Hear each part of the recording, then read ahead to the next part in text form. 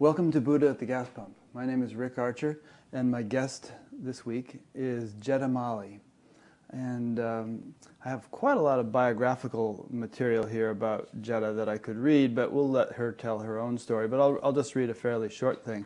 Jeddah is the executive director and founder of Global Paradigm Ltd, which delivers training programs for individuals and organizations seeking a completely new approach to the age-old dilemma of how to make life, business, and society work effectively and harmoniously. Jeddah's unique approach identifies and maps the cohesive design that underlying every system, from an individual person to a solar system. It reveals the hidden patterns within every aspect of life that are responsible for how things turn out. Jeddah provides an in-depth examination into the nature and function of this design and the mechanics that make it work. Our understanding and use of these mechanics determine the extent to which we can produce consistent and reliable results. Jeddah is sought after for her precise understanding of human beings, the contribution each person makes individually and collectively, and the impact this has on the world in which we live. Her work examines the link between our design as human beings and our hardwired predisposition towards peace, collaboration, and contentment. And then Jeddah's on the boards and members of all sorts of interesting international organizations. I won't bother to read all those right now. But you know, if you've been listening to these interviews, you realize that, in my opinion, spirituality is not just some, fulfilling subjective thing that has no relevance to the external world. In fact, it's really the fuel which can and must change the external world if the external world that we live in, or we in it, are to survive. And so my ears always perk up when I hear of someone who is deeply spiritual but is applying that in a practical way to affect change in our world. And I'd heard your name, Jeddah, but I really tuned into you for the first time when I listened to your Conscious TV interview with Renata McNay. I often listen to those, and I feel like those, Ian and Renata, are friends of mine, even though I've never met them. But I really sort of enjoyed your story and the sort of the depth of experience that you have had since childhood. And even though it might be somewhat repetitive and people can listen to that interview to get details that we might not cover here, perhaps we could start with that, and then we'll segue eventually into what you actually teach. Sure. Where would you like me to start? 1967? Sure. The summer of love. Exactly. That's what I always think. It was an auspicious time to arrive. Anyway, that's about when was that when you were born? 67? Yeah. Oh, okay. Yeah, exactly. That's when I first took LSD and had my eyes kind of opened up. Well, that's when my eyes first opened up too, because I was born in May 1967. Mm-hmm. So that's when I arrived, and at the time, I didn't know much else about my life other than that's what I'd been allotted. And I guess, it's hard, looking back and thinking, well, was it always this way, or is it because it's this way now, I assume it was that way then? But I did always feel slightly different. Different to what? I don't know, to the people around me. I had a different inner life to my outer life. Mm-hmm. And but on the surface of it, I mean, that was known to me, that was all apparent to me. But to anybody who was in my world, such as my mother, my father, my sister, my friends at school, if they were asked to remember me, they would just say she was just an ordinary kid, just growing up the same as the rest of us. So it looked very normal on the surface. All of the strange happenings happened to me specifically and personally on an internal basis, in terms of my perception, in terms of the way I processed information. As I said with Renata, my relationship with time was often very different. I had I had strange experiences with, you know, relating to the physical body, relating to energy, and all of that kind of stuff. But it didn't really happen on a consistent basis. And apart from a couple of times, it didn't really happen at my will. It happened more sort of just spontaneously. Okay, and this didn't happen in '67, obviously, because you've just been born. So maybe I'd just you been were born. 5 or 6 years old or something. Yeah, exactly. It started around 5, 6 years old. And then I think there was a little hiatus during teenage years where I was always a very happy kid, you Oh, know. and before you go on, can we have a couple of specifics? Like, you know, you said your relationship to time, your strange energy experiences and all. What were you actually experiencing as a young child? Um, I would often find myself in a time reality that didn't match the time reality of those around me.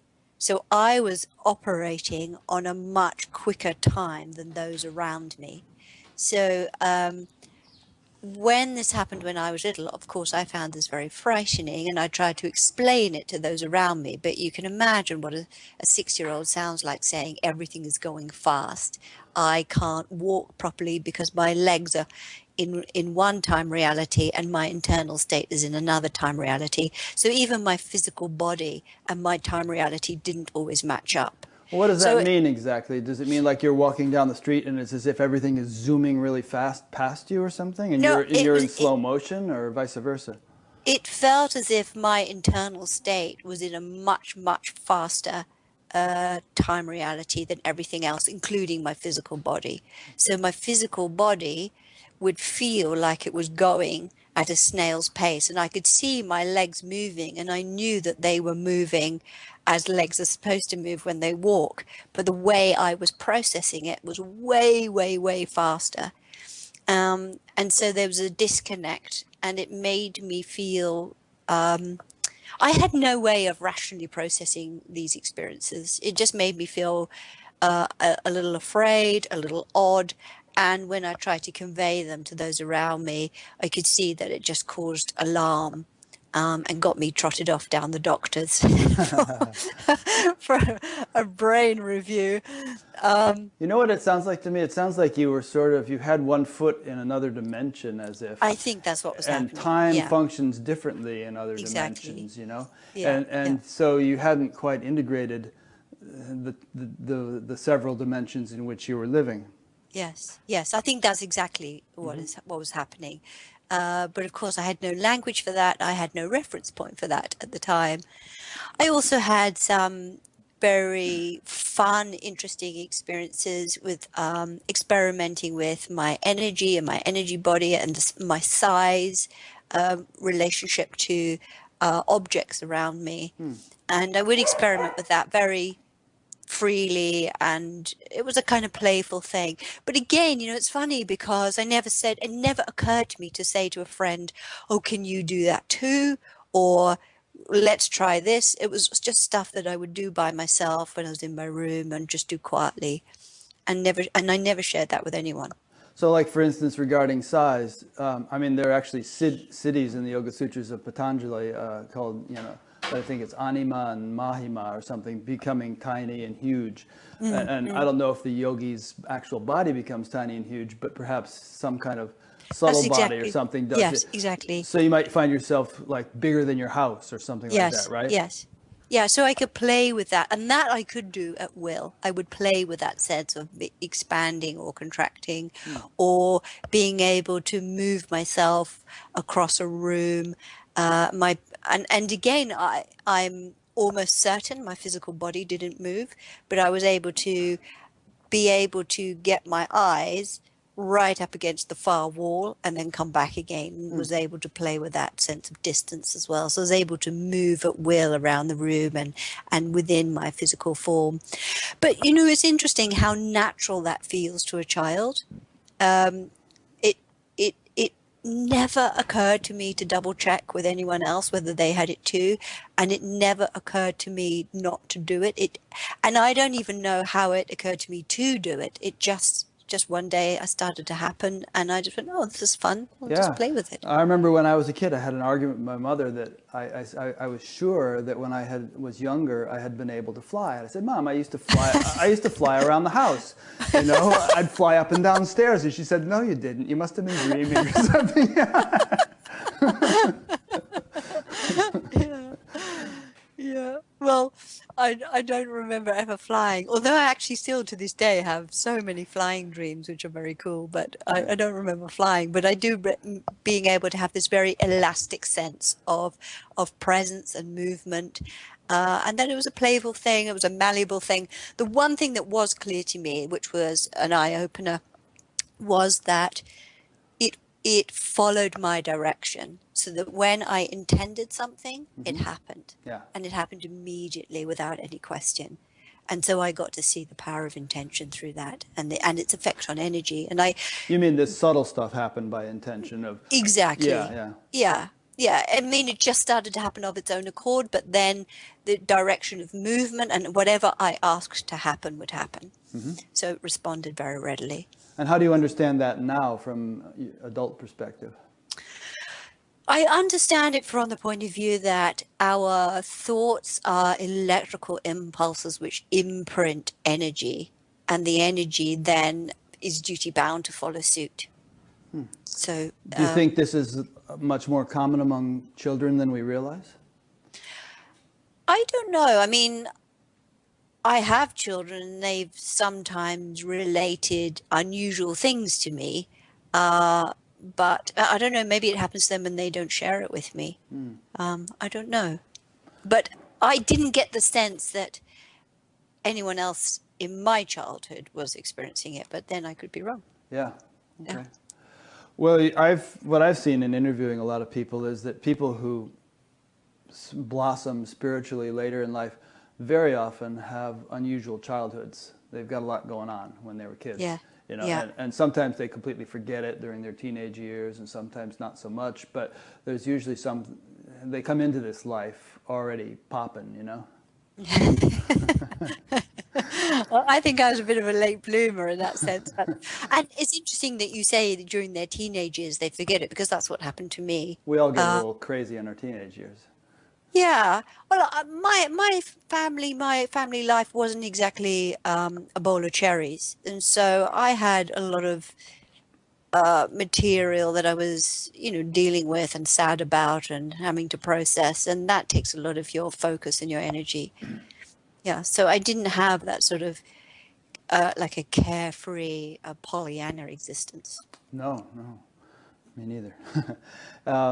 Okay, so you had this childhood in which lots of interesting stuff was going on, and I guess, did you kind of tell people about it and then you got strange reactions, and so you kind of learned to keep your mouth shut? The only person I shared anything with was my mother, and she's probably at the opposite end of the spectrum of being able to process that information. And so, of course, she followed what avenues she thought were correct and took me to the doctor. Yeah, to get checked out.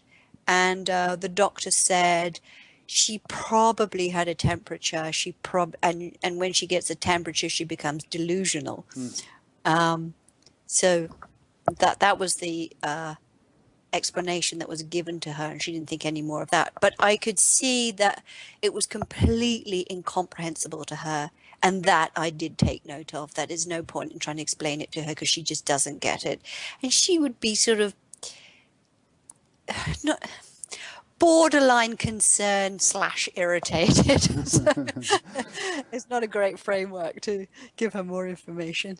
Yeah. Okay, so then you got into your teenage years, and anything unusual there? No, I don't think so. I think at that stage, though, I started to realize that that I had, I didn't even know how to put it, that my inner life and my outer life were two separate realms. And, you know, I'm going to be 47 next week, and I'm still in the process of, you know, trying to match them up, make them fit. So, but that's when I first became aware of the fact that, you know, my inner life, all the desires and imagination I had, wasn't necessarily getting translated around me. And so I suppose there was a little bit of an existential malaise, or there was a disconnect that I noticed that caused me to want to know more. So that's really when the source of all my questioning started. That raises an interesting question. You know, I think whether people have a spiritual orientation or a mundane one, they all kind of realize that their inner and outer lives there's a disconnect somewhat. I mean, it's the inner life is so much more malleable than the outer life. I mean, you know, on a mundane level, it's easy to imagine winning $1 million or earning $1 million, but it's a lot harder to make that happen in the material realm. So, you know, I think it's probably a universal phenomenon. I would say so. And, you know, I speak to a lot of people now who have never had that inner life acknowledged or met. And they find tremendous comfort and relief in that when it finally comes around, or they finally meet someone who can understand that and speak to them on that level. And I didn't have anyone, you know, I had nobody. I made my own search. You know, I took myself off at 17 to the local church and, you know, harangued the vicar until he agreed to baptize me. You know, at 17, I could stick my own head in the font, you know. And I cobbled together my own godparents, you know, and, you know, my parents were slightly bemused and bewildered by this. And I didn't stay with Christianity very long, but it was just showed you that I was looking for something. I was looking for some kind of answers to, you know, the intangible, and wasn't finding it in my school life, my home life. So I looked for it elsewhere. So what did you move on to after Christianity? Well, when I was 21, I think 2021, I was pretty young. I went to Asia, which I thought was going to be a year-long trip, and very quickly found myself staying in monasteries, and so very quickly found Buddhism. Actually, no, I went first to India. And when I was in India, I studied, you know, Hindu philosophy, and I was already a yoga practitioner. So I did a lot of advanced yoga, and then moved on to Buddhism and sort of felt that I had found my second home really within Buddhism. Is that where you picked up the name Jeddah Mali? No, actually, Jeddah was given to me by my parents. So, oh, okay. It sounds like one of these spiritual names, you know. I know, funnily enough, you know, because both my parents are atheists. So, actually, the story my mum tells, my dad's passed away, so he can't even corroborate it. But my mum says that she was trying to call me Jennifer, and my dad didn't like it, and so she suggested Jenna, and he heard Jeddah. And that's how I got my name. But how they came up with that spelling, I don't know, because it's the same spelling as the capital of Saudi Arabia. Yeah. So, but when I went to Israel, they said, you know, a Jeddah is a strong spiritual woman. So I thought, way to go, Dad. It was right on the money. Sounds a little bit like Jedi too, you know. I know. I'm proud of that. Yeah. So what were some of your experiences and realizations over in India with studying with Buddhists? Well, it had started. It started with the Hindu philosophy, and, you know, doing a lot of yoga and meditating twice a day and staying in ashrams. And then I very quickly found that with a little bit of discipline and structure and guidance, my inner life just opened up, you know, just literally opened up like a box, and became very accessible to me very quickly. And I also knew from the guidance that was being given to other students in the class that my experiences were surpassing that and were sort of in another realm, another league. Can you give us some specifics? Um, I could travel at will into disembodied states. Like I astral could. traveling? No, I didn't go anywhere else, but just being able to leave the body behind and enter into, a sense of vastness, enter into Right, deep sort of samadhi sort of thing. instant samadhi. Right. Um, I could perceive, see, and hear non-incarnate entities, and had, a crystal clear vision of them, and was able to hear their guidance. I was able to enter into very, very deep and beautiful states of light and bliss. And the teachers didn't quite know what to do with me. And that was the same with Buddhism too. They was a bit like, oh, well, that's not quite supposed to happen just yet.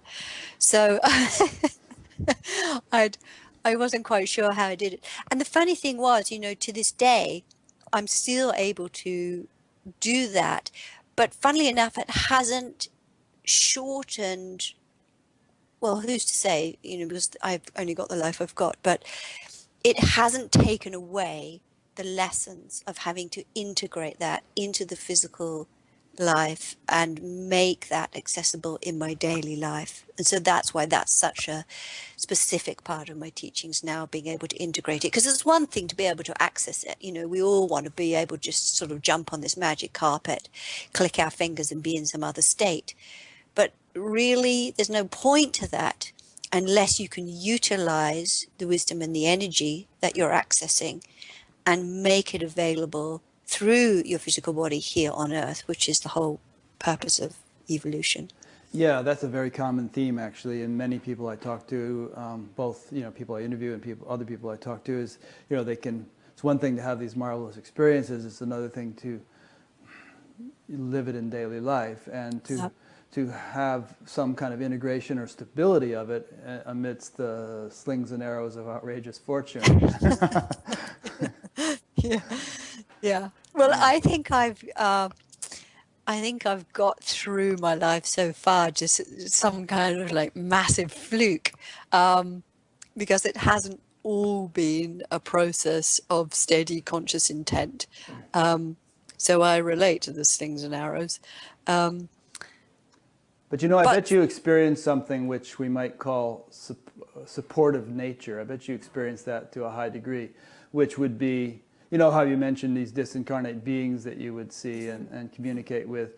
I don't know whether they would be involved in this, but don't you feel that, as a result of this sort of vertical dimension of your life, things kind of work out on the horizontal dimension in what might seem to be almost miraculous ways sometimes. It's sort of like the gods are on your side, so to speak, yeah, well, I have been really, really blessed with unusual circumstances and coincidences and all the things that you mentioned. And because it's happened pretty consistently since I was a very young adult, I've become used to that in a way. And sometimes I stop and think, my goodness, if I actually shared my experiences, I've sort of kept that privacy around what I experience throughout my whole life. I don't even share it with those I work with.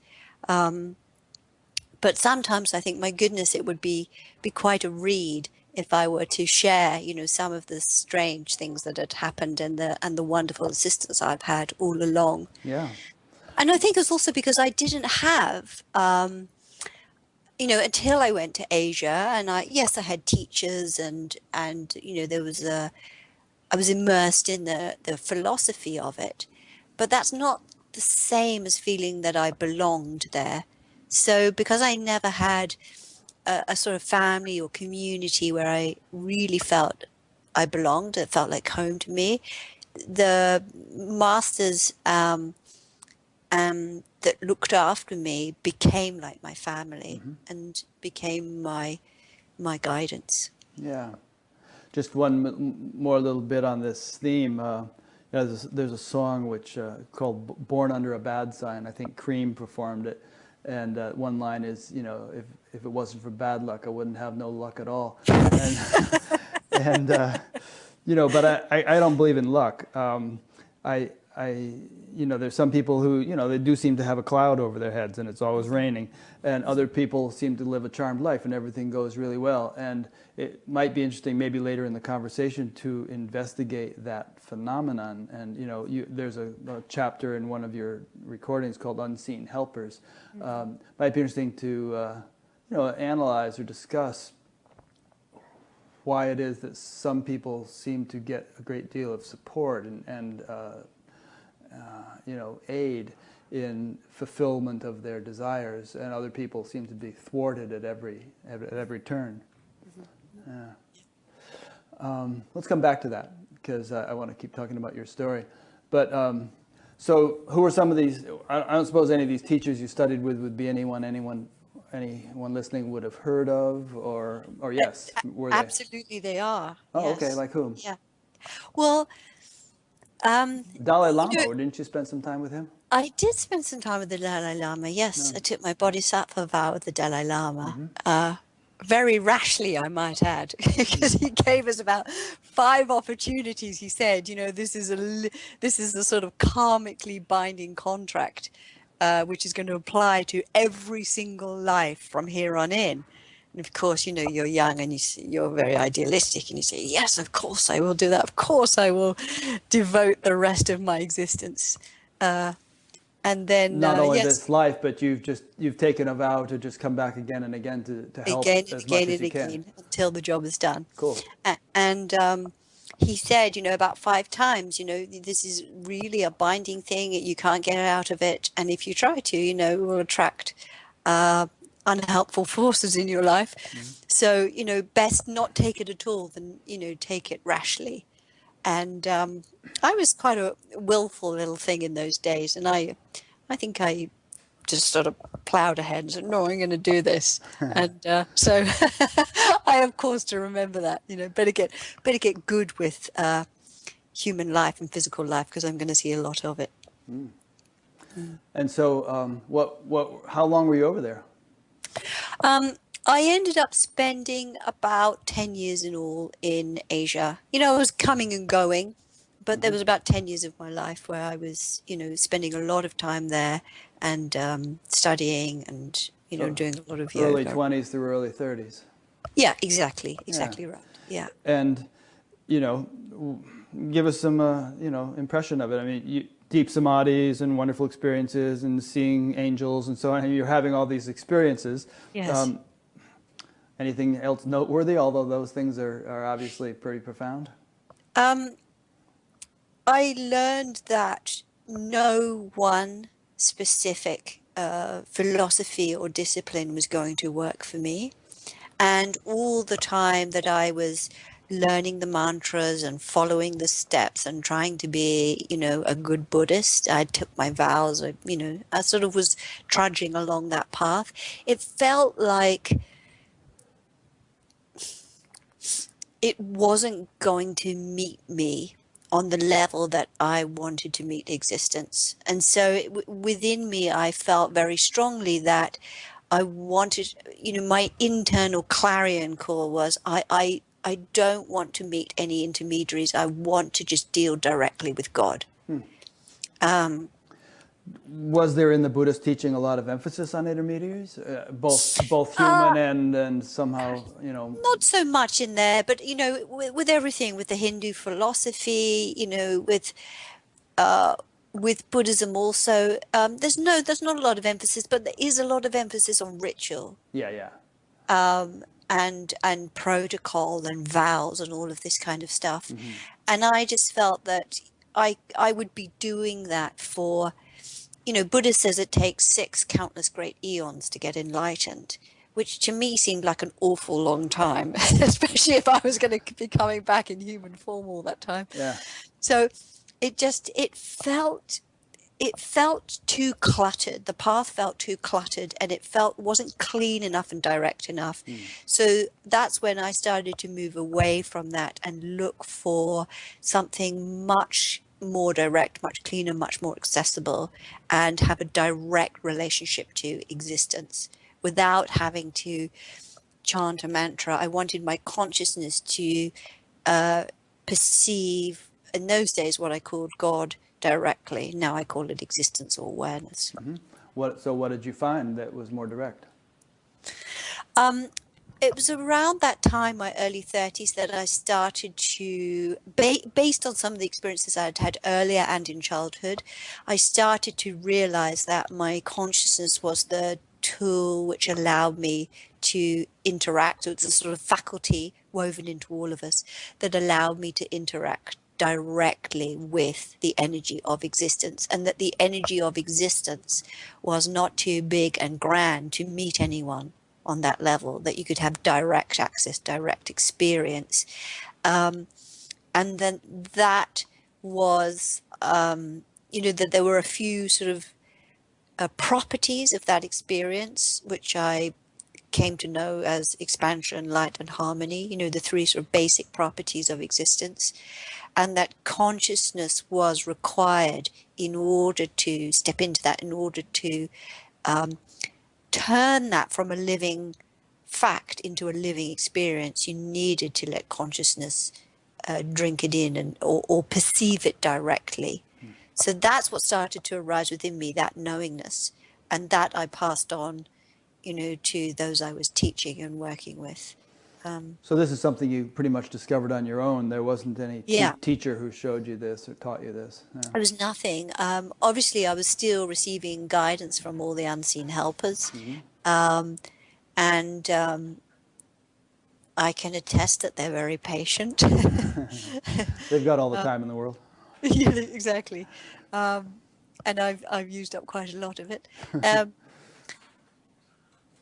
So I just spent the last, 15 years really honing that and trying to describe it and simplify it too, because of my experience with Christianity and Hinduism and Buddhism. It just seemed so unnecessarily busy. Yeah. The landscape was so busy and so complicated, and didn't really seem stacked in favor of success. The people going through that were either had already assumed that they were sinners and were, going to be forever overlooked by existence, or some of them assumed, that it's a really, really, really long trudge and you have to be really earnest and pious, and didn't see much fun in that, or the joy of life, the beauty of life didn't seem to be spoken about or represented. Got this tiny little mention in in the the Indian esoteric tradition, but apart from that, it didn't get much of a mention. So I felt that I wanted to tell other people about it. I wanted to put it into a language that was in everyday language. So it wasn't in Sanskrit, wasn't in Pali Canon, was in everyday English in this case, and that people could understand it and relate to it, but more importantly, experience it for themselves. So they didn't need to rely on a whole, a whole host of gurus and teachers, even though that assistance is given. I sort of have the feeling, it's just my own personal theory, that a reason for a lot of the falderall and the fanciness and the ceremonies and the rituals and all the stuff that gets layered on in all these traditions is that people are lacking the direct, simple experience. They don't have access to it, and you got to keep them entertained. And even the teachers, the priests, the gurus in some cases perhaps don't have as clear an experience of that essential reality as they might, and so they buy right into it also and are happy to oblige and engage in all this fancy red shoes and pointy hats and all the other stuff that happens in religion. Well, I think certainly my experience of Christianity and Hinduism was like that.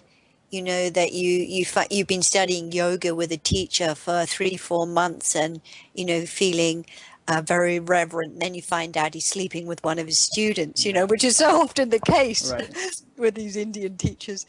They're easily distracted. And I mean, of course, that isn't isn't the rule, it's the exception to the rule. But I don't know. I think it's the other way around. yeah, you do come across it quite often. And with spiritual, the spiritual Christian movement, they're very well meaning, but I sometimes questioned how deeply they were experiencing things for themselves. Whereas with Buddhism, I had a lot more respect for the teachers there, because they did seem to have, practice seemed to feature largely. And I did meet some incredible teachers. Ajahn Buddha Dasa was the head of the Theravada movement, sort of the equivalent of the Dalai Lama, and the Dalai Lama himself, and many other, Lama Zopa Rinpoche, many wonderful reincarnated lamas. But still, it was too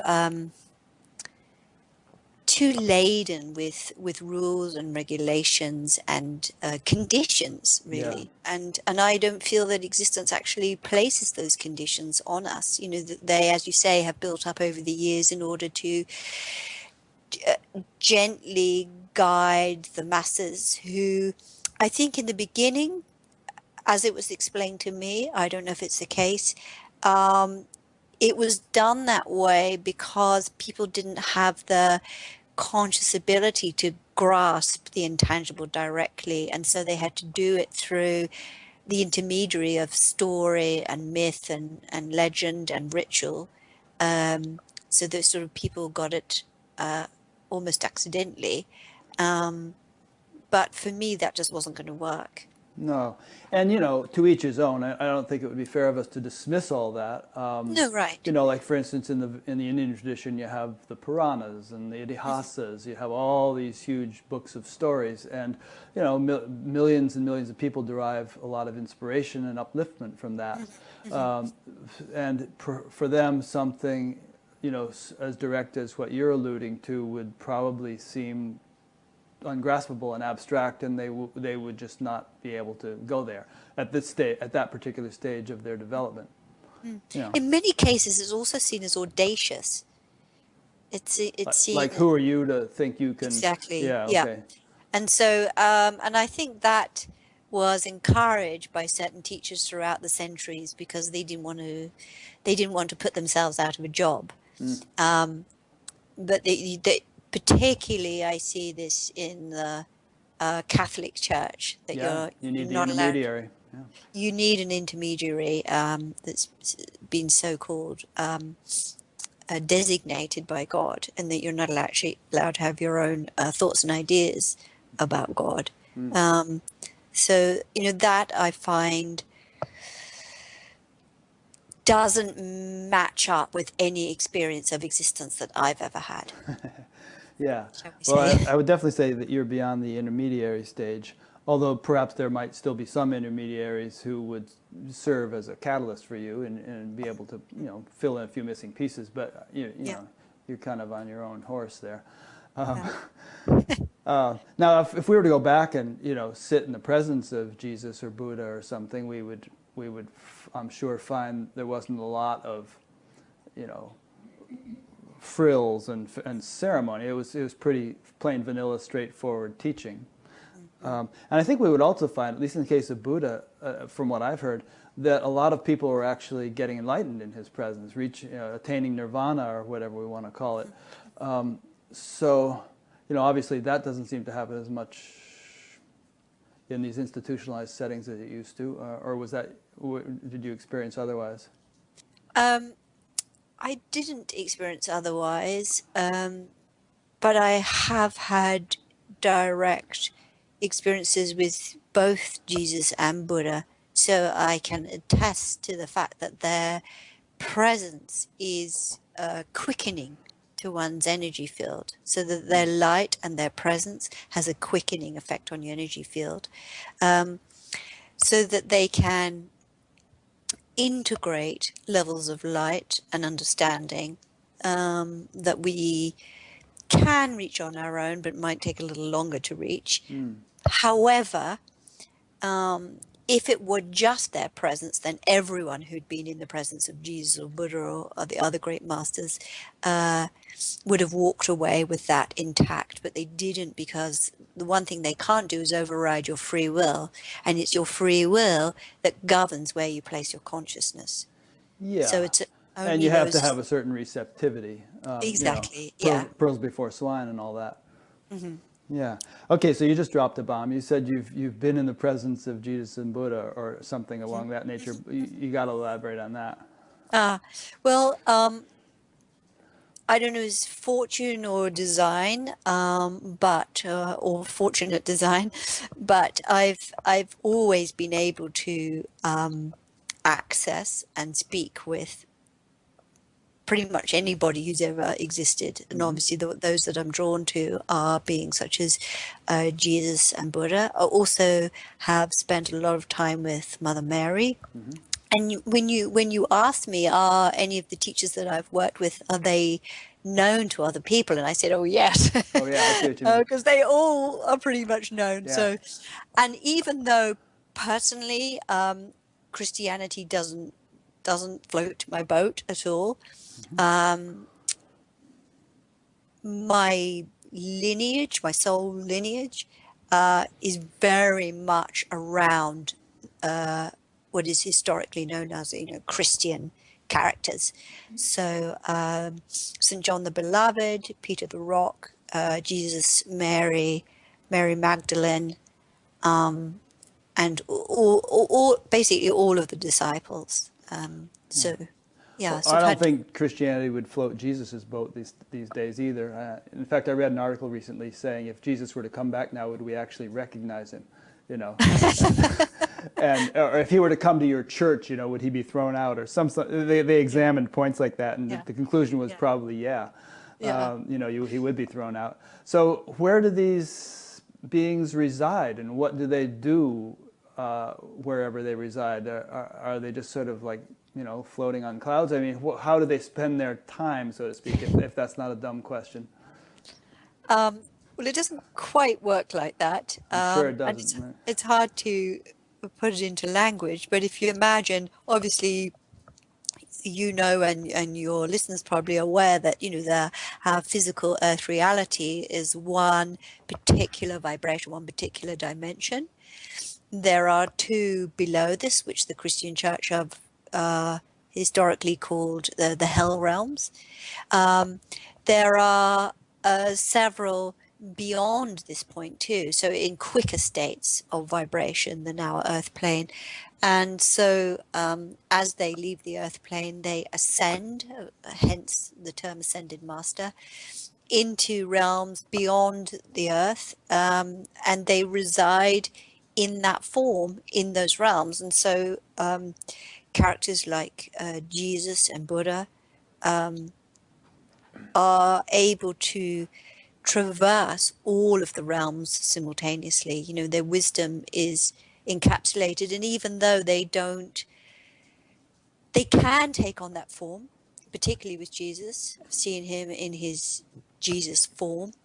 But Jesus is a bit of an anomaly, though, because he was Christed, and so his soul, his path, his story is another whole interview session. The esoteric side of what happened during his life and the legacy that he left in other dimensions and in this dimension is I think is quite complex and beyond the average person, including myself.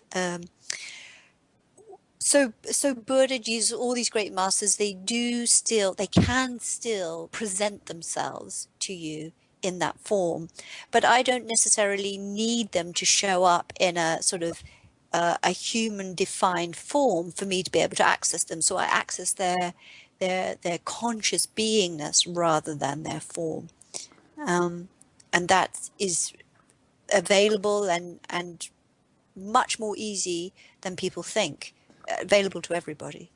So are they, if you don't mind my pursuing this, because it really arouses my curiosity, are they primarily occupied with human well-being and concerns? I mean, they're, millions of Christians, millions of Buddhists in the world, all sort of praying to Jesus, praying to Buddha, or appealing to him in some way. Are they sitting on some level where they're actually reciprocating or interacting or acknowledging those prayers or those entreaties, and helping to facilitate the growth or the enlightenment of the individuals who turn their attention to them? They can, but you said, are they primarily involved with human evolution? I would say they are solely involved with the conscious evolution of existence. So As a whole. and yeah, as a whole. And there are certain masters, such as the Brotherhood of Light, which are overseeing the evolution of consciousness of the planet. But it's funny, you pray to Jesus, you get a response. You pray to Buddha, you get a response. You do, but actually they look after each other's people too. So Buddha doesn't just take care of Buddhists, and Jesus Sure. doesn't just take care of Christians. There's no distinction in those realms as such at all. You're not read or assessed or defined by your languaging or even your faith.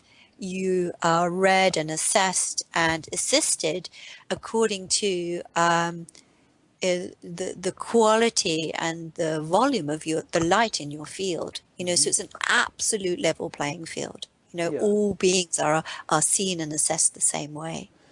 Yeah, I mean, you might be a bushman in Africa, with a completely different esoteric worldview than any Christian or Buddhist, and yet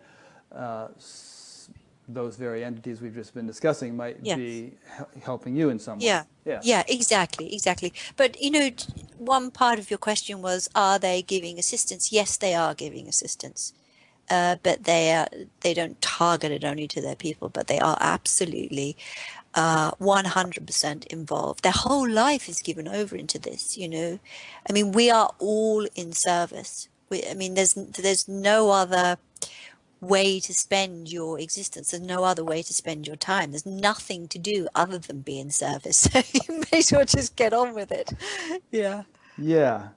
Well, on a very mundane level, people who are concerned with the betterment of the world, can very often feel hopeless and frustrated. I mean, the multinational corporations seem to have so much power. Nothing seems to be, getting done to really reverse global warming, and money is completely controlling the politicians, and all this stuff seems so entrenched and so difficult to budge.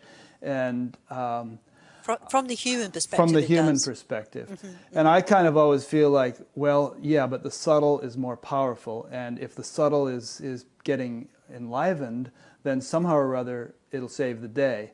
And that, conscious, intelligent forces much more powerful than global corporations will somehow, I mean, it almost seems like, we're expecting, something like the Christians who feel like the second coming is going to come and save them. It almost sounds really pie in the sky like that, but I'm talking about a subtler mechanics, which I'm sure you appreciate.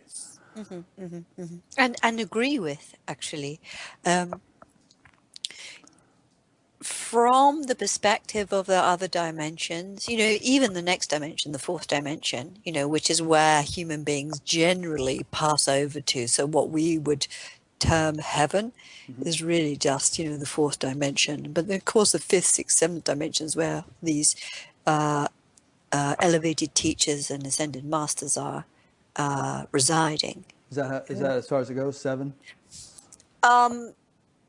Yes, they are considered to be 3 realms beyond that, but at that point, one's brain short circuits and cannot process the information, me included. So I mean, I imagine we could spend hours mapping it all out and getting into the fine details of all these different levels and what's happening on them and all that. And probably, that's another time and place. Yeah, but it ends up being mind candy, though, because you listen to all that and you go, oh, that sounds cool. But actually, none of that information makes a jot of difference to our daily lives. Good point. So that I just tend to just say, you know, yes, it exists, yes, it's there, but let's not worry about it. Let's just worry about how we can be better people on this planet at this time in our lives. Yeah.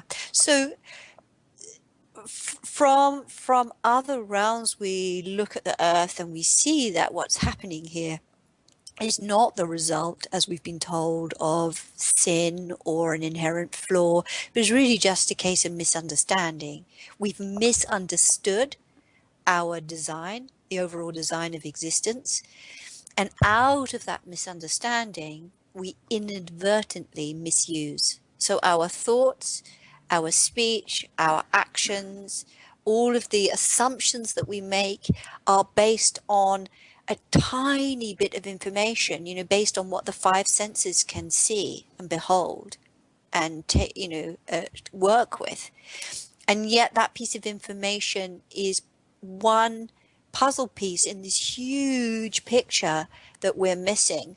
So when all of our conclusions are based on this one piece, we are naturally, you know, going to try and preserve this one piece. And that really is life on earth, you know, is one piece of a much bigger puzzle.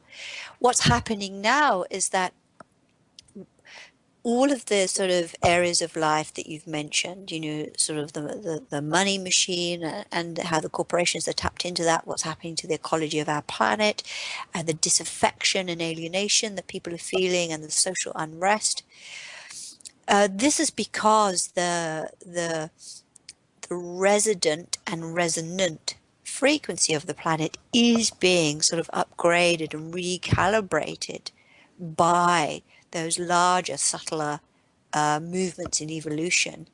And as they move into the physical structure, the emotional structure, and the mental structure of the planet, they're starting to cause a little, quickening in the vibration. And that's why we're starting to see unrest in all of those areas, as, you know, the structures give way because they can't maintain themselves. They can't maintain that small perception, that small illusion in the face of those bigger energies. So that is happening. However, because there's no time outside of, you know, the space-time continuum, then there isn't the same sort of urgency or hurry that, you know, we sometimes assume there is here. And I think a lot of people, a lot of the proponents of change say, well, let's just do away with corporations. Let's just do away with all of this, you know, as if, you know, but they still want to go to the cash point on Monday morning, you know, the ATM, and they still want their bank to function. They still want to buy stuff. They still want to go on holiday. They still want to eat. So we can't do away with it, but we can, gently and lovingly upgrade it. And so that's where I've chosen to place my efforts, to help to bring an understanding of the big picture with all the puzzle pieces in place and say, yes, we're here, life on earth, in this small compartment, but we are part of a much, much bigger picture.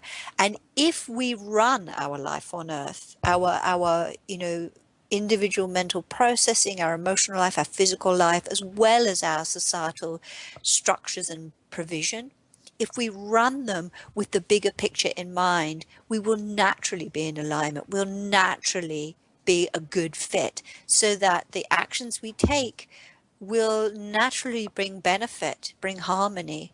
The only reason we have so much disharmony with so much discord is because we are persisting and insisting on following this very, very narrow worldview, existence view that just simply isn't correct.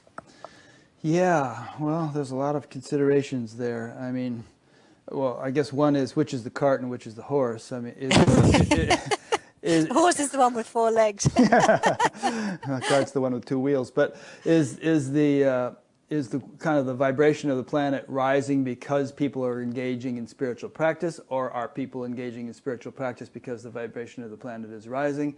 And if so, what is raising the vibration? Is it these higher beings we've talked about? Is it some kind of cosmic rays from the center of the galaxy? I mean, I've heard all kinds of theories, the precession of the equinoxes and all that stuff. So you know, what are the mechanics? And I hope this isn't a mind candy question, because, you know, like you're saying, if people just had a bigger picture and weren't so myopic in their vision, we would run things differently. So even on an intellectual level, it's, I think, good to understand that there are these higher dimensions and much more subtler forces in play than our mundane perception would have us believe. And then, of course, we need to substantiate that with direct experience. It can't just remain an intellectual concept. But at least if we have some kind of idea of the roadmap or what's actually going on, it gives us a start. That's right. And so I've tried to bring it back into what a so-called individual human being can understand about their own experience. So bring it back and say your being is a microcosm of this macrocosm. Your being is the laboratory for you to make experiments with what life is and to understand the design, the nature and the function of life, and to test it out. That's what our experience is, you know, that's testing it out, and put what you come to understand through your experience into practice, into the wider world around you. The good news is when we base our thoughts and speech and actions on true design, then, as I said, we automatically bring benefit. We automatically create harmony. You know, it's just a given. So I'm not advocating some utopian ideal of, oh, we all just need to meditate. We all just need to be nice to one another. I understand there's a bigger evolution of consciousness happening that will take time to filter through and integrate. But in answer to your question, it's both is happening. You know, we are starting to access those bandwidths as human beings much more in these times than ever before, other than, you know, prehistory. And that is precipitating even greater help from the other dimensions, but they are also turning up the heat under our roasting pan, because, you know, human beings have been given so many chances to come willingly to the next stage of their evolution, and those elements which we all see and grieve for, which are holding on and seem to be resisting what brings universal benefit to mankind, we are receiving, you know, an intensified vibration frequency from other dimensions now to help to facilitate that shift. So both are happening. Yeah. I was speaking to someone a couple weeks ago, maybe it was just last week, and she was saying, well, you know, the problems are so bad these days, it's never been so dire. And I think there's, on the one hand, there may be some truth in that, because we've really reached the first time in human history in which our species could extinguish itself on the planet. But on the other hand, I mean, 500 years ago, you would have been burned at the stake for saying what you're saying right now. And, Yeah. you know, that kind of thing was typical weekend entertainment. So it was a pretty primitive society, and there are actually pockets of that primitive mentality still on the planet, in Afghanistan and places like that. But it does seem that, you know, we live, despite all of our problems, it does seem we live in a more enlightened world. But well, having said that, you know, I still, you know, there's still people out there willing to burn me at the stake. For what I say, particularly the sectors I've chosen to work in, you know, with business, those who have a meditation practice and just want to understand more about existence on their own personal level, they seem most open to the information. However, one individual at a time, there's a limit to how much change we can bring about. So that's why I've sort of put myself forward to work with bigger business, to work with corporations, to work with government, to work with, you know, global organizations to help seed this understanding on a more systemic level. But there are, when you're working with those institutions, do you dumb it down, or do you actually talk about the kind of stuff we're talking about here? I don't dumb it down, but I'm very specific with my language. So I use everyday language, I use everyday examples, and I appeal to what is universal in us all, which is the desire to live well, to be safe, to feel good, all of the things that we share. And everybody can relate to that, whether they're the CEO of a corporation, or a housewife in Idaho. So there's a universal appeal to that. What they're willing to do in order to bring that about varies enormously. But I am actually encouraged by there are some corporations now that are really willing to put their companies in the service of mankind and the service of our planet. And that takes a lot of courage, but they're just starting to appear now. So there is hope on the horizon for those people who feel it's all doom and gloom. What kind of corporations would those be? Well, there's the B corporations have started, which again have started around in California. The movement of conscious capitalism has started again in California and is spreading, is now here in the UK and is gathering steam.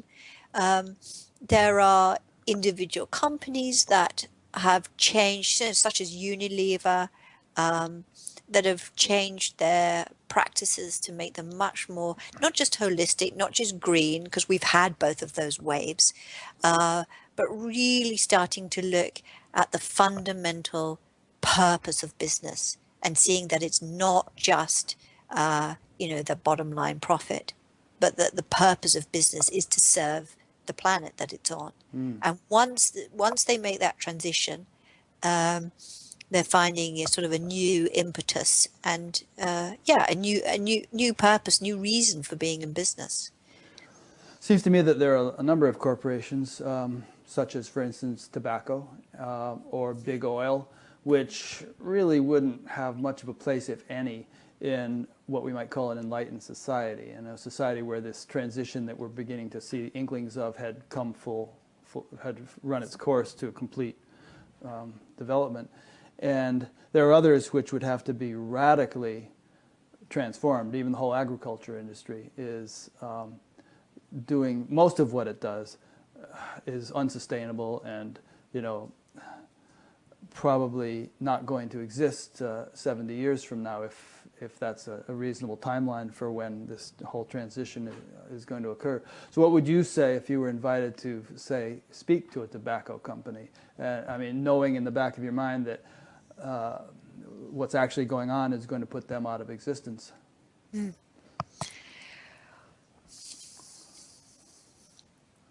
My sense is that no matter how things look on the surface, that we as human beings are sort of very addicted to how things look on the surface. So no matter how things look on the surface, within each and every company, there is sort of buried light. And you just have to do your best, through compassionate action and understanding to reach that light. If through their own free will they choose not to follow that, that call that everyone contains, but not everyone follows. If they choose not to follow it collectively, then their, obsolescence is going to be a natural outcome. But there are examples of companies that look as if they're, part of the traditional rape and pillage of our planet, that have started to make, small steps towards turning things around. And so I think we, in all cases, can be surprised by what we can do, given the right intent and right energy. I don't know which companies will ultimately decide to do that, but I'm willing at least to put them in the picture and then let them decide to what extent they want to play.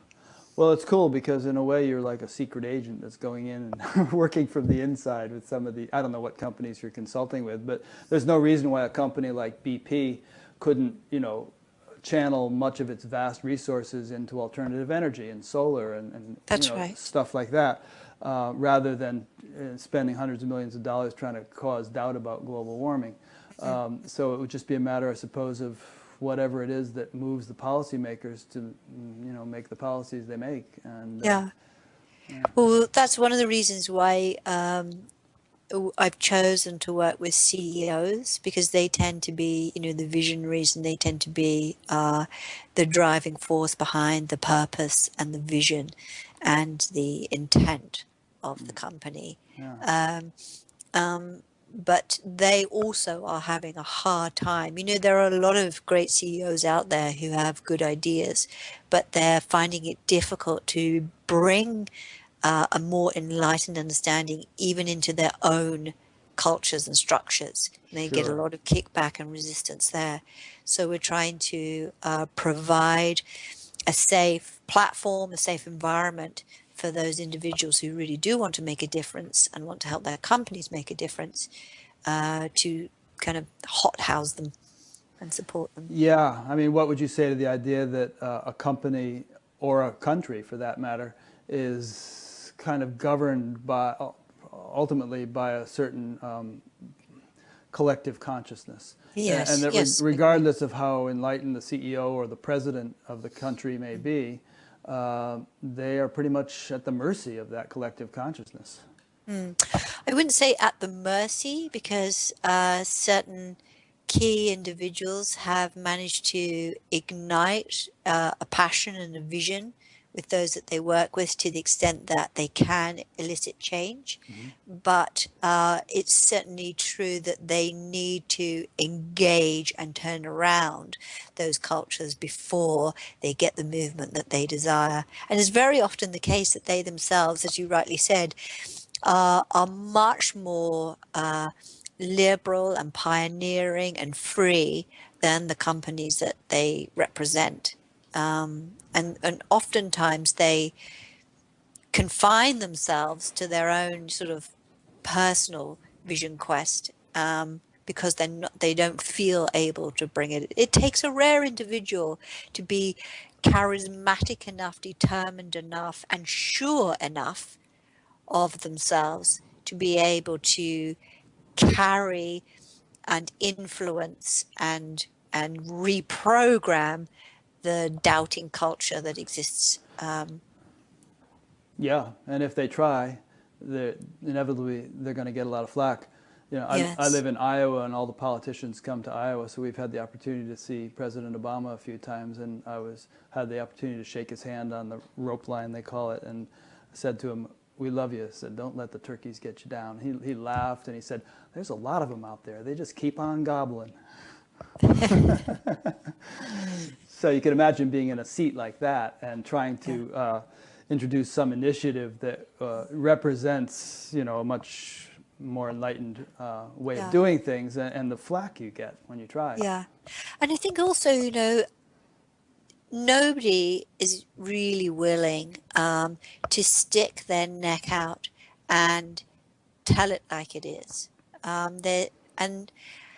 And that is true of, the sort of story behind how business and politics and money operates, but it's also true of how existence operates. If you look at those who were willing to really stand up and say, actually existence is designed this way, this is its nature and this is its function, even that doesn't go down well. It's not welcomed on our planet. Well, you get crucified, you get shot.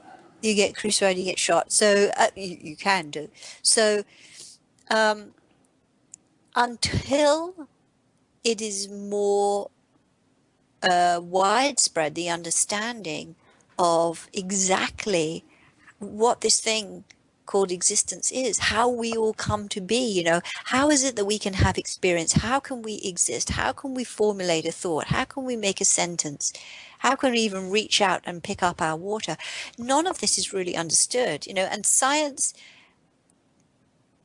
has come a long way, but is still operating, with a ceiling above its head, and even those within science that try to move beyond that understanding are also castigated.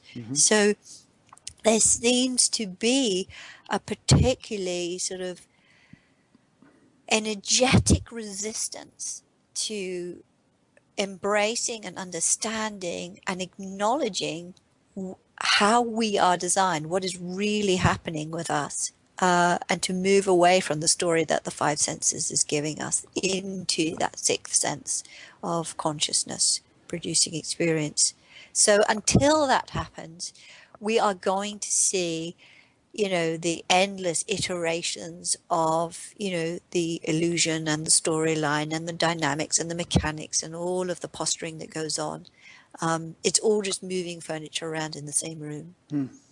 It's interesting. I think what you're saying here speaks to something very fundamental to the structure of creation.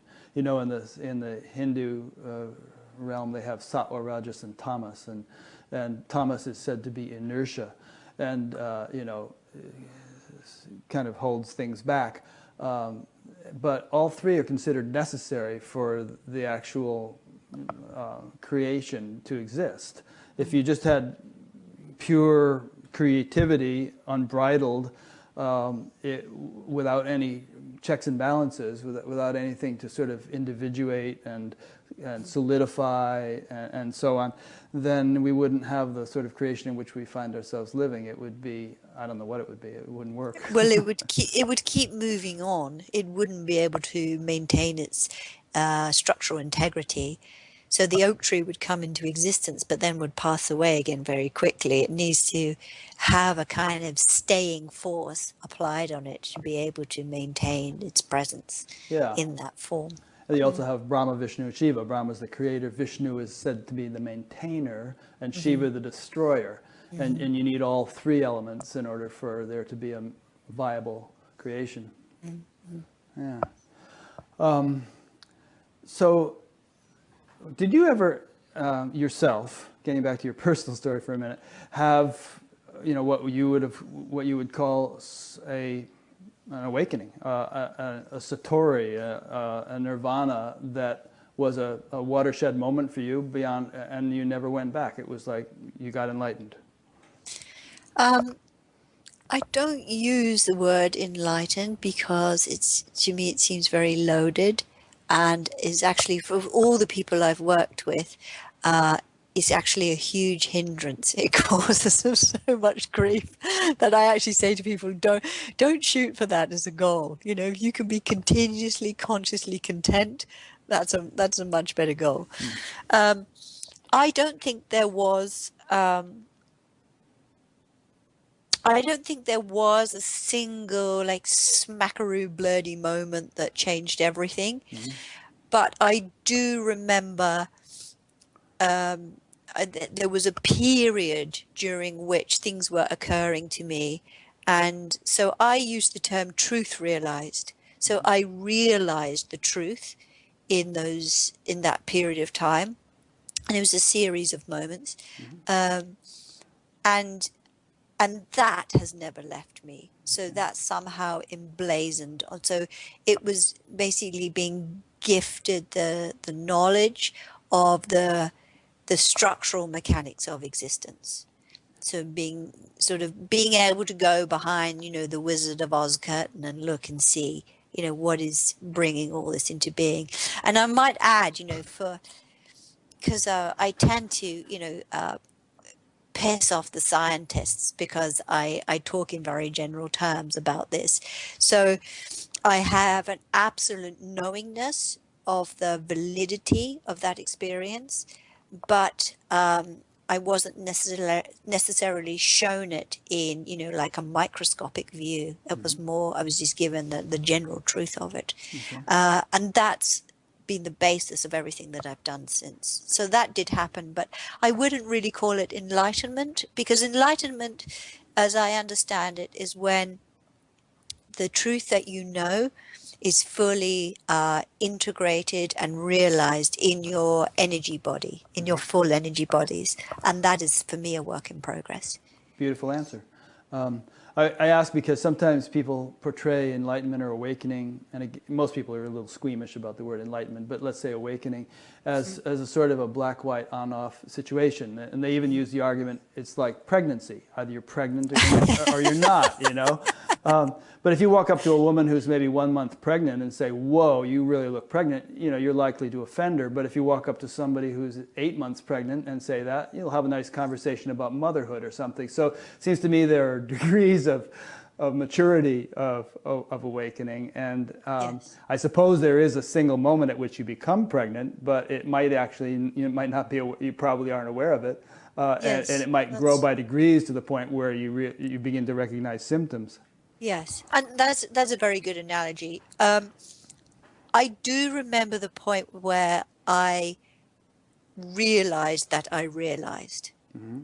and then that was a So I mean, yes, we could call that an awakening. And as I said, I use the term truth realization just because it's very. I like to use very functional terms, you know, to get away from all of this jargon around spirituality, and that, you know, spiritual seekers have their own language that no one understands. And, you know, just to put in everyday terms, yeah, I realized something.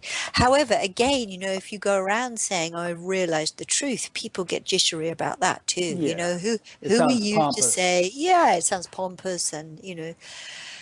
But if you So qualify it, you know, if you you, can qualify it, but that sounds like justification. So what I've chosen to do is just, you know, this is what I understand. This is, you know, the ways that I explain it, and then you can see if it works for you, and let people find it within their own experience. now when you mentioned it a few minutes ago in response to my question, you said when you described this realization of truth, it was sort of in terms of a realization of the mechanics of creation or something. But usually when people talk about awakening or realization, it's in terms of self-realization, recognizing the self as pure universal consciousness, as opposed to one, you know, regarding oneself as a bound little thing. So how would you explain this in terms of self-realization? Well, that's a very perceptive point. Have I have always found it difficult to experience the individuated self. So it doesn't seem, you know, the self in most cases is, you know, the I of the small self. And for me, the I has always been the higher self. So didn't feel like there was a small self to have that realization. You know, all along, I've always felt that I was the higher self. Interesting. However, I do have a personality. I do have an identity. You know, I do have a temperament. I do have a disposition. I do have likes and dislikes, and all of those things that come with the human realm. But I have a much more tenuous connection to that than most people would. So for me, my focus in that moment, and in all moments, in all my meditations, is not so much on, there's no me. The I that I experience is the I of universal consciousness. So to me, it seems very normal and natural that I should understand that rather than this. Yeah. Some people argue that since you can't actually find a nugget of an individual self, no matter how hard you look, that there isn't one. You know, that there is no self. No, and many teachers base their whole teaching on this. And they even go to conclude things like, well, since there is no individual self, there couldn't be reincarnation because there's nothing to reincarnate. You know, and there couldn't be free will because there's no one to decide, and so on and so forth. What would you say to that argument? I'd say it's half baked. We have, again, you know, it's much more elegant than, you know, these sort of black and white kind of scenarios that people propose. We exist on a spectrum, just like the dimensions do. We exist right across that spectrum. So our physical self is going to make certain conclusions around life based on our genetics, based on our cultural environment, based on our education, based on, you know, our family and friends, and based on the times in which we are born, you know. So there's all those influences feeding into the physical self, which gives it a uniqueness for that particular incarnation, as well as, you know, the astrology, whether you buy into that or not, you know, that's also going to be unique for each incarnation and for each person. So all of those are X factors which are slightly calibrating you differently to your neighbor. So that creates that diversity that we see. When we move into the fourth dimension, we start to see the soul self. You know, the human incarnations get sort of uploaded into this vehicle of the soul self. And the soul self is the capsule which goes through subsequent incarnations. And each of the individual incarnations just gets passed up into the soul self. So the soul self is the repository for that knowledge in each incarnation. Mm-hmm. Then at the same time as the soul self is receiving that information up from in the individuated physical bodies, it's also receiving the influence coming down from the higher self. So that's the self which stays forever connected into those higher realms and is never divorced from. So we're existing right across that all of the time. So the soul self is the sort of the capsule or the vehicle which propels us from incarnation to incarnation.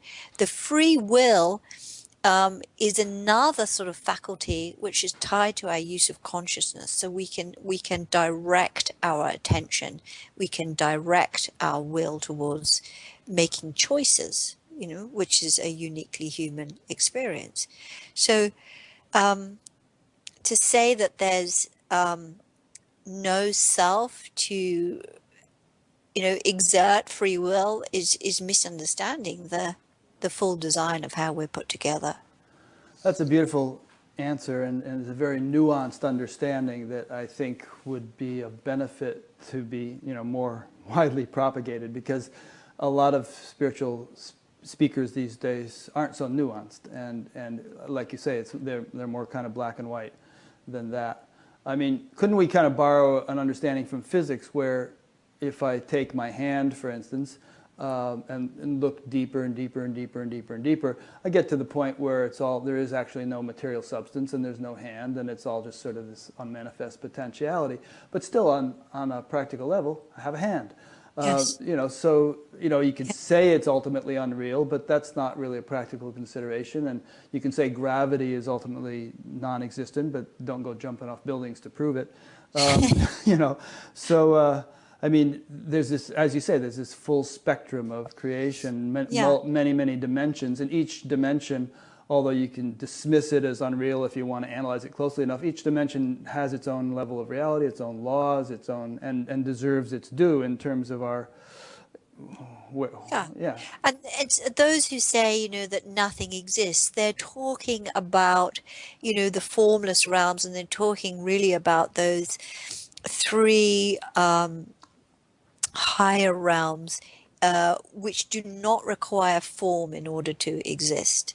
So the formless realms, the fifth, sixth, and the seventh, have a very rapid frequency, and when consciousness resides there, the concern and the degree to which the physical or even the formed is given weighting is really, really, really minimal. So that's where people start to talk about, oh, nothing exists, and it's all illusion. They're talking from that place, but simultaneously you also have a soul self that is actually seeking incarnation, is actually seeking individuated experiences in order to expose itself to a wide variety of experiences and situations and people in order to learn more. So and why does it want to do that? well, you know, existence exists, and that's clear, and that's the formless part, which is the unchanging, you know. But existence wants to know that it exists. So existence wants to experience itself, and the only way it can do that is by creating consciousness, which, so its consciousness is growing within the totality of existence, and it's that growing consciousness of itself that is the evolution of consciousness. We're never going to have more existence or less existence than we've got now. Existence is what it is. But the extent to which existence knows itself consciously and therefore experientially is changing and growing and emerging. And that's the whole purpose of human beings, is to feed that information up into, to add to the great knowingness. Yeah, and wouldn't you say not only human beings, but dogs and cats and germs and the entire universe? Why did it come into existence in the first place? Of course, of course. I mean, there's, it's interesting though that dogs and cats and germs don't have consciousness in the same way, and this sets a lot of people off because they say, oh no, they're sacred, and you know, they have awareness but not conscious awareness. Not so we have to make self-awareness. Self-awareness, exactly. So we have to make these distinctions. Yeah. Otherwise we are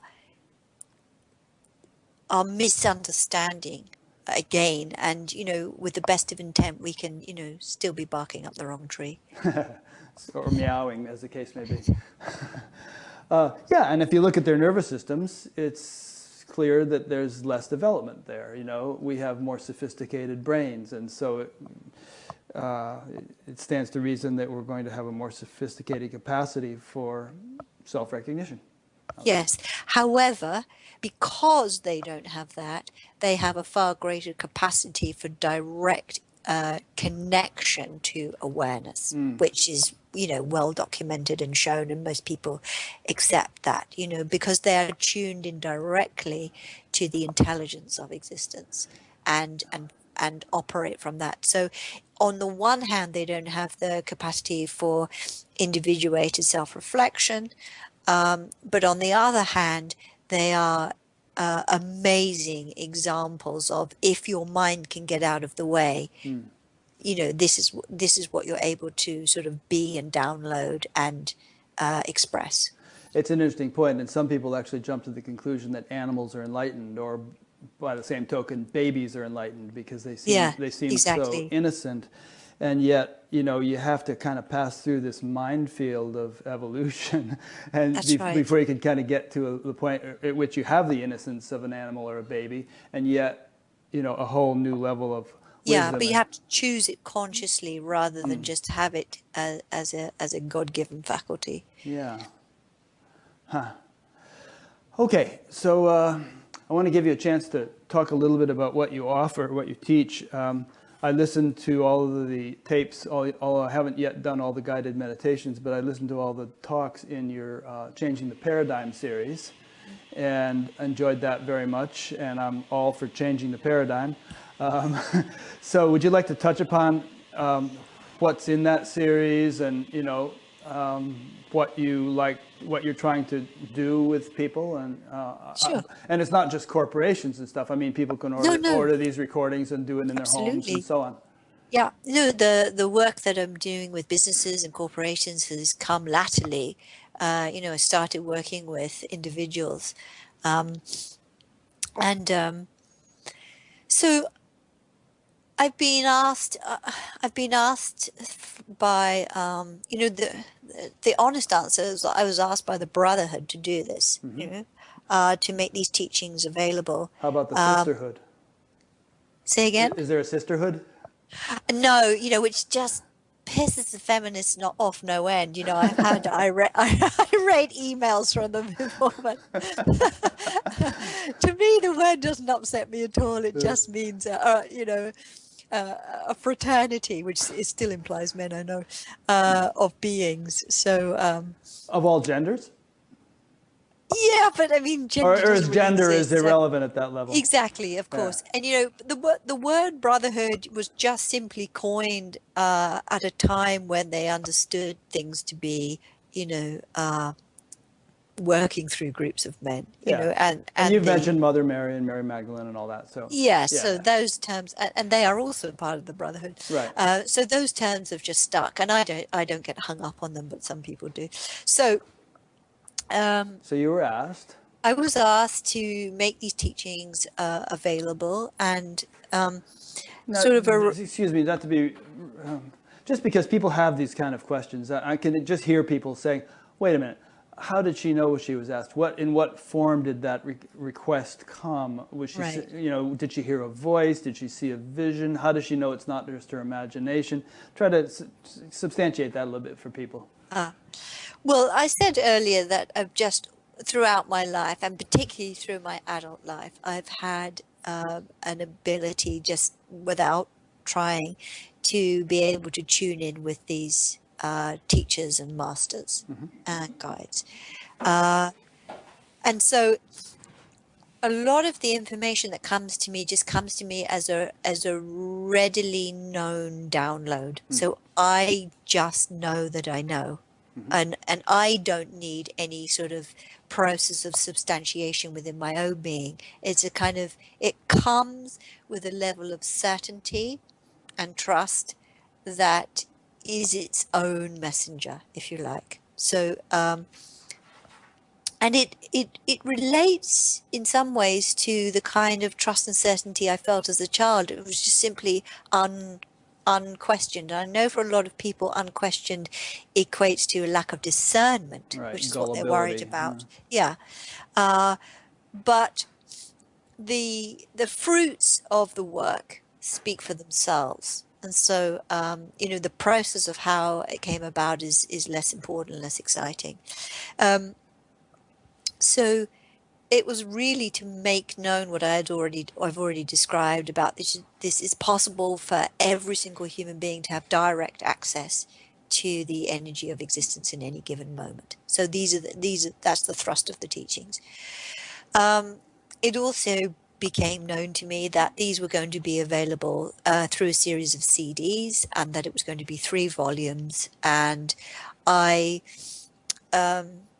did, consciously tune in to see what topics were going to be there, and feel that we've covered, the first volume, Seeds of Enlightenment, sort of covers the general principles that we need to understand in order to navigate on a Yeah, I actually day-to-day have the basis. titles here: conscious awareness in the present moment, intention and feedback, overcoming limitation, energy centers, energy bodies, trust and surrender, changing the paradigm, and benevolent intelligence. Yeah. Yeah. So that's really just introducing people to some of the nuts and bolts that are part of it. Then with Embracing Freedom, we really wanted to create a volume that dealt with, what are the major issues for people on a daily basis. Sure, they want to be enlightened. Sure, they want to know more. Everybody wants to live in ease and peace. It goes without saying. So what are the kind of things that trip people up, that they need, which seem like small things, but they need to be able to be proficient and conversant with these issues before they can move on in real way. So that's what Embracing Freedom was, really, to just deal with, the pitfalls of daily human life. Yeah. Let me read the titles of that one. Okay. Willing and allowing, holding consciousness steady, clear light mind, meaning, physical body, self-acceptance, self-responsibility, balance, humility, confidence, the nature of giving, and unseen helpers. And yeah, That's all. Yeah. Right. So, and then the third one was really to open the doors of the design of existence and say, look, this is how these are the sort of energetic structural components of existence, and this is how you can participate in that directly. So looking at the not only the mechanics, but particularly the frequency. So Infinite Grace, the third volume, is specifically introducing people to those higher frequency states that, you know, everybody desires and very, very people understand. So working with the structural mechanics of expansion and light and harmony and all the states that are possible through that. Yeah. And I should say that each volume is sort of a back and forth between an introduction in which you explain the principles of what you're going to do, and then a guided meditation in which people can experience what, Yes. what you've just explained. Yeah, which is really important. And that's where the rubber meets the road. You know, you can listen to all the introductions. You can listen to them every day. Some people I know have them on a loop, you know, in their house.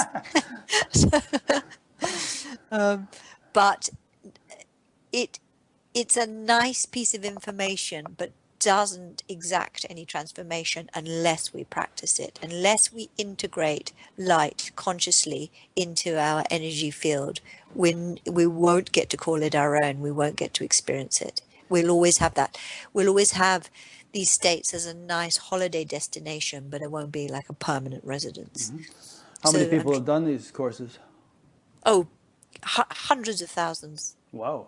Yeah, now, yeah. When people go to your website and look at this, they're going to say, she must be a very rich woman, you know. and that money thing always comes up, so you might as well address it. There's always, you know. Well, I'll tell you the truth right here. I get 7% Wow. of the profit of the sales. Where does the rest of it go? To the company that, you know, paid for it all to happen. So no, I'm not a very rich woman, but I'm a very content woman, and I'm a woman that's happy with my level of service. So I get paid in other ways. Yeah. So the CDs is one avenue. The other avenue that we offer is a DVD, which was just a recording of a retreat I did, which is yet another avenue. So each year, actually not this year, but each year in California, we've put on a public retreat where people can come and, you know, spend time, you know, 3, 4, 5 days. And those I love. Those have been fantastic. Amazing bunch of people turn up each year. And we have a lot of fun and deep learning. So that's been great. This year I'm going to be at Findhorn in October, end of October. So I won't be in California. Is that when your retreat usually is, late October? No, it's usually around June time. Okay. Yeah, May, June time. So this year it's going to be in October. And so those are the ways that I've been working with people for many, many years, as well as doing private mentoring and doing groups. So what kind of results have you seen?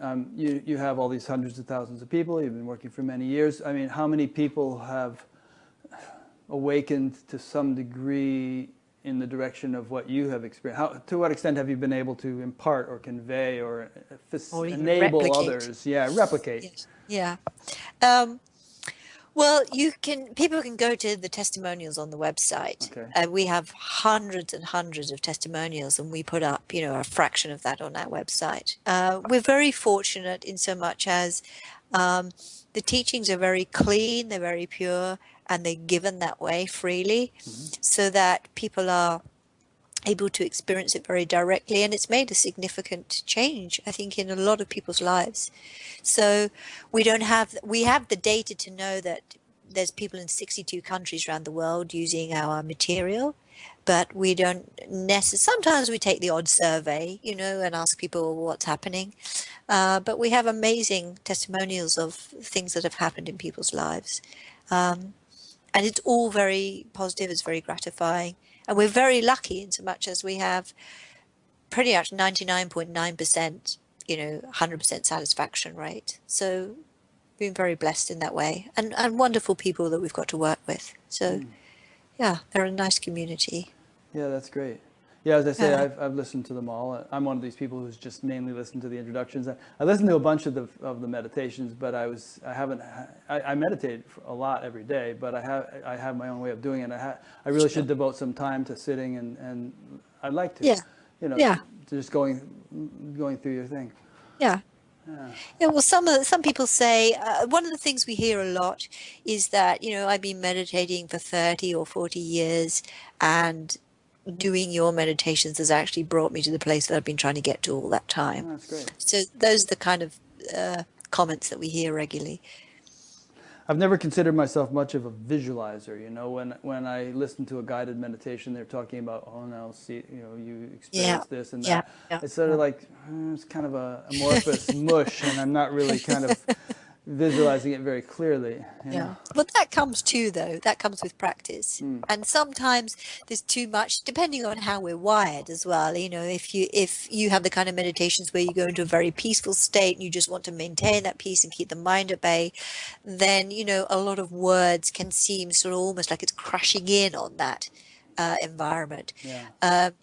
But in order to, I mean, I always say, I'm very clear with people, I'm not about giving anybody just a nice ride. You know, this is not about just making you feel good about yourself or the world. These teachings are designed to make you free. But actually, what I've discovered over the years is that the percentage of people who actually are willing to go through the process of freedom is minuscule compared to those who say they want it. Mm-hmm. And those who say they want it is minuscule compared to all the beings on the planet. Actually, most people, even though they want to be happy, they want to be content, they want to be successful, they don't necessarily frame that in terms of freedom. Yeah. The Bhagavad Gita says something like that too. You know, it sort of narrows it down from, you know, those who haven't even heard of it to those who hear of it, and those who actually do something about it to those who actually realize it. I mean, it becomes this, you know, very small subset. There's three of us left. Yeah. Yeah. So how many kids do you have? 4. 4, ranging in, you know, quite an age range. Yeah, 10 to 23. Yeah. So this is a rubber meets the road situation. I mean, how, you know, with all of your, you know, beautiful transcendent experience and all that, how easy was it to, you know, meet the challenges of marriage and family life? Not that easy. Mm-hmm. On the one hand, meeting the beingness of my children is just a piece of cake. You know, it's the area of my life where I, you know, can instantly feel bliss and contentment. You know, just being around my children and just tuning in with them and just holding them and loving them and witnessing them and experiencing them. So that comes very readily and easily, and is something I very much enjoy. In terms of, you know, the discipline and organization of making sure that there's always a meal on the table, that everything is done in advance, and that I did quite well, I will admit. In terms of the mental strain and the sheer busyness and noise of a household where 3 of them were young at the same time, that I didn't ace at all. That I really struggled with, because I'm, as you can probably guess, quite a sensitive person, and so sometimes there's the clamor and the clatter of an active, busy, noisy, demanding household. I didn't do well with. So it's not all one way, but I feel that my forte is in loving my children, and they will grow up feeling absolutely seen and loved. That's great. I wanted to ask you that question because, you know, I think it's very common for people to either aspire to spiritual experience or to have one, and yet have a really hard time integrating it in practical life. In fact, I interviewed this woman about a month ago named Prajnaginti, and she was sort of like you prior to the children, you know, just having these sublime experiences and going into samadhi for hours on end and all. And then she gave birth to twins 3 months premature and ended up with this incredibly intense challenge, and, you know, nearly brought her to suicide, actually. But she kind of came around and eventually rose to the challenge, and has come full circle, you know, in terms of really living a very, enlightened life while still raising these Yeah. developmentally challenged girls. Yeah, yeah. Well, I'm no longer married to my husband, although we have, a wonderful co-parenting relationship. So I've had to also really take hold of the challenge of providing for myself and my children, and making my way in the world, and all of that. I've had to keep a lot of plates spinning. And I tend to acquire animals too. So as well as having 4 children, I ended up with 5 animals as well. So I have horses and cats, and so there's a lot of responsibility. There's a lot to do, and Yeah. so I don't always feel entirely gracious with all of that. Well, you're very honest in saying that, I mean, and people appreciate that.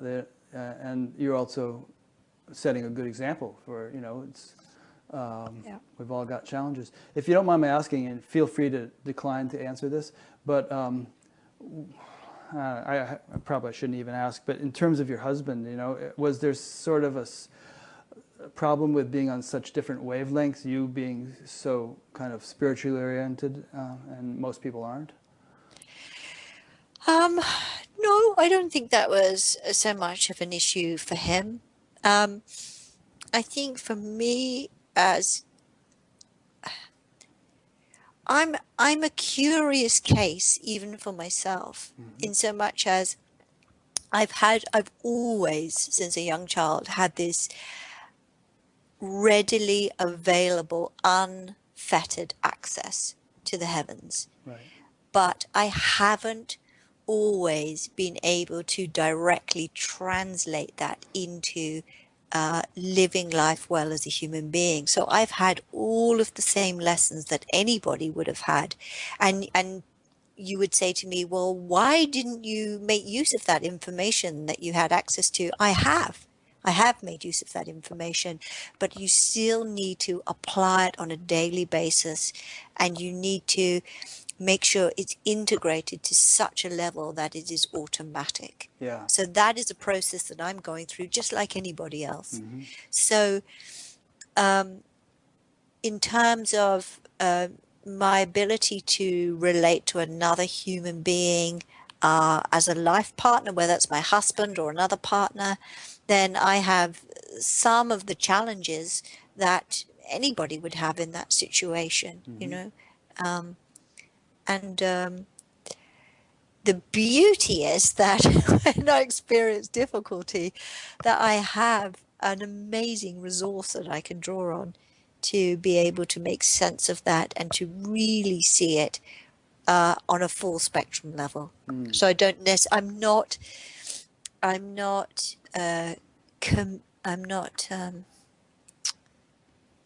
committed to being in the problem. I'm not destined to be in the problem. I have the possibility of seeing beyond the problem, seeing beyond the individual human self into a wider sense. Yeah, beautiful answer. You're giving lots of nice answers. In other words, you're not totally blinkered by the situation at hand. There's sort of other dimensions Exactly that you can right. bring to bear on any Yes, situation. Yeah. exactly right. Yes, well put. Yeah.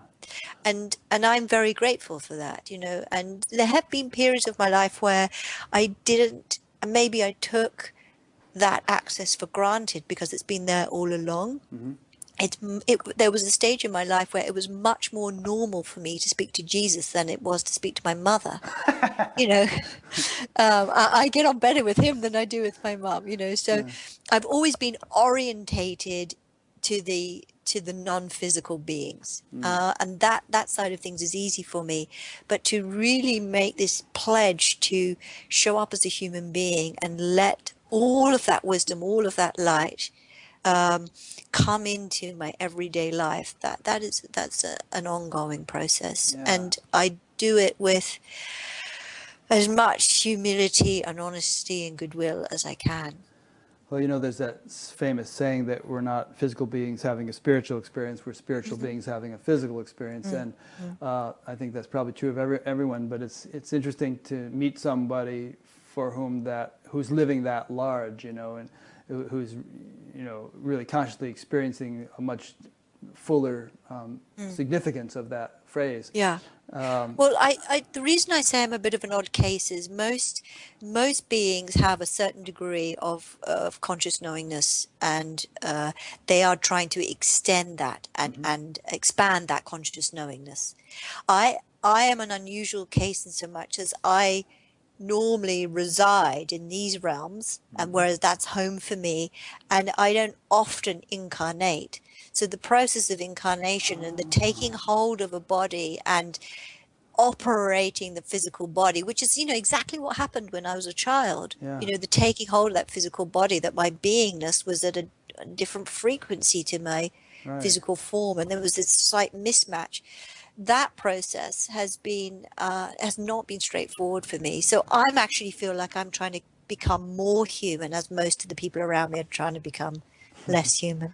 Well, that's an interesting tidbit. I'm glad you brought that out just now. So you're looking at the big picture now and saying that for most of your existence as a soul, at least in recent ages, you have not been human.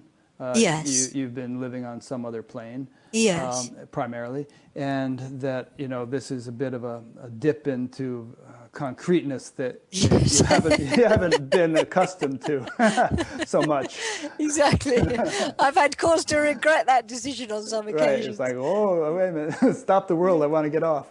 Yeah, exactly. Interesting. Well, this has been delightful. I have another interview coming up in about 5 minutes, so I'll have to wrap up. But I hope we'll do this again one of these days. You know, you're one of these people that I feel like I've just scratched the surface, and that we could somehow work it out. And I say this with apologies to a lot of the people I've interviewed who are clamoring for a second interview. We'll do it eventually. There's over 1,000 people on the list clamoring for a first one. But I feel like there's a lot more to unpack with you. And, you know, maybe even 5 years from now, you will have a lot of stuff will have unfolded that you haven't done yet. That's right. So we'll see how it goes. Yeah. But, well, I've enjoyed it too, so thank you very much. Yeah. Did anybody ever tell you look a lot like the American actress Vera Farmiga? I'm not familiar with her. Look her up. Okay, I will. but before we conclude, let me just make some wrap-up points that I always make. People who are listening to this, you've been listening or watching an interview in an ongoing series. There are about 230 of them so far, and you'll find them all archived on batgap.com, BATGAP.